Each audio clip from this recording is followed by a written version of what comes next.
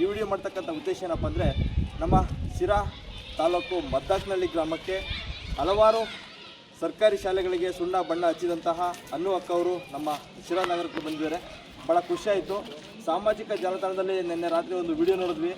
ಮದ್ದಾಕ್ನಹಳ್ಳಿಯಿಂದನ ಈ ಥರ ಸುಣ್ಣ ಬಣ್ಣ ಹೊಡಿತಾ ಇದ್ದಾರೆ. ಸರ್ಕಾರಿ ಶಾಲೆಯನ್ನು ಉಳಿಸುವ ಮತ್ತು ಬೆಳೆಸುವಂಥ ನಿಟ್ಟಿನಲ್ಲಿ ಒಂದು ಶಾಲೆಗಳಿಗೆ, ಹಳೆಯ ಶಾಲೆಗಳಿಗೆ ಹೊಸ ವಿನ್ಯಾಸವನ್ನು ಮಾಡುವಂಥ ಕೆಲಸವನ್ನು ಹಲವಾರು ಶಾಲೆಗಳಿಗೆ ಇದೀಗ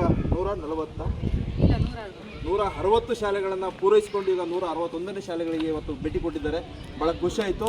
ಆಮೇಲೆ ಇಲ್ಲಿನ ಮುತ್ಸದ್ದಿ ಯುವಕರು 2005-6ನೇ ಸಾಲಿನಲ್ಲಿ ಓದಂಥ 10ನೇ ತರಗತಿ ವಿದ್ಯಾರ್ಥಿಗಳು ಇವ್ರನ್ನ ಭೇಟಿ ಮಾಡಿ ನಮ್ಮೊಂದು ಶಾಲೆಗಳನ್ನು ಪುನಶ್ಚೇತನವನ್ನು ಮಾಡಲೇಬೇಕು, ಈ ಭಾಗದಲ್ಲಿ ಸರ್ಕಾರಿ ಶಾಲೆಗಳಿಗೆ ಸ್ಟ್ರೆಂತ್ ಕಡಿಮೆ ಆಗ್ತಾ ಇದೆ ಅಂತ ಹೇಳ್ಬಿಟ್ಟು ಅವರು ಒಂದು ಅಭಿಲಾಷೆ ಇತ್ತು. ಆ ಒಂದು ಯುವಕರು ಎಲ್ಲರೂ ಒಗ್ಗೂಡಿ ಇವತ್ತೆಲ್ಲನ ಅವ್ರನ್ನ ಕರೆಸಿ, ಅವ್ರು ಬೆಂಗಳೂರಲ್ಲೆಲ್ಲ ಇದ್ರಂತೆ. ಪಾಪ ಅವ್ರಿಗೆ ಒಂದು ಕರೆ ಮಾಡಿ ಕೇಳಿಕ್ಕೆ ಆಯಿತು ಅಣ್ಣ ನಾನು ಬರ್ತೀನಿ ಅಂತ ಹೇಳ್ಬಿಟ್ಟು ಒಂದೇ ಫೋನಲ್ಲಿ ಒಪ್ಕೊಂಡ್ರು ಅಂತ ಹೇಳಿ ಭಾಳ ಖುಷಿಯನ್ನು ವ್ಯಕ್ತಪಡಿಸಿದ್ರು. ಭಾಳ ಖುಷಿ ಆಗ್ತೈತೆ.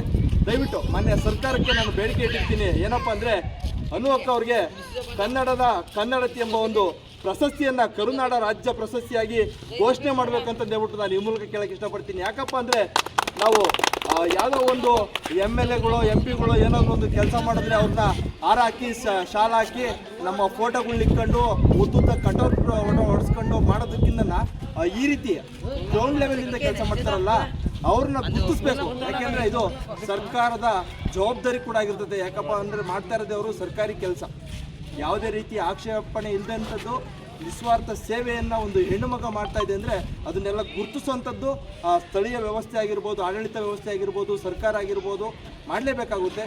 ಅವರಂತ ಆ ಥರದ ಮಾಡಿದ್ದೆ ಆದರೆ ಇನ್ನು ಈ ರೀತಿ 10 ವ್ಯಕ್ತಿಗಳು ಉದ್ಭವ ಆಗ್ತಾರೆ. ಆವಾಗ ನಮ್ಮ ನಾಡೂ ಸಹ ಸುಭಿಕ್ಷವಾಗಿರ್ತದೆ. ಸರ್ಕಾರಿ ಶಾಲೆಗಳನ್ನು ಉಳಿಸುವ ನಿಟ್ಟಿನಲ್ಲಿ ಹಾಗೂ ಬೆಳೆಸುವ ನಿಟ್ಟಿನಲ್ಲಿ ಈ ರೀತಿಯ ಕೆಲಸ ಕಾರ್ಯಗಳನ್ನು ಮಾಡುವಂಥ ಕೆಲಸವನ್ನು ಎಲ್ಲರೂ ಮಾಡ್ತಾರೆ. ನಮ್ಮ ಅನುಕವರು ಹೆಣ್ಣು ಮಗು ಆದ್ರೂ ಭಾಳ ಖುಷಿ ಆಗುತ್ತೆ, ನಮ್ಗೆ ಹೇಳ್ಕೊಳ್ಳೋಕ್ಕೆ ಹೆಮ್ಮೆ ಆಗುತ್ತೆ. ಆ ರೀತಿಯ ಮುಂದೆ ಬರ್ತಕ್ಕಂಥ ಒಂದು ಹೆಣ್ಣು ಮಗುಗೆ ಪ್ರತಿಯೊಬ್ಬರೂ ಸಹಕರಿಸಿ ಪ್ರೋತ್ಸಾಹ ನೀಡಿ ಅಂತ ಹೇಳ್ಬಿಟ್ಟು ನಾನು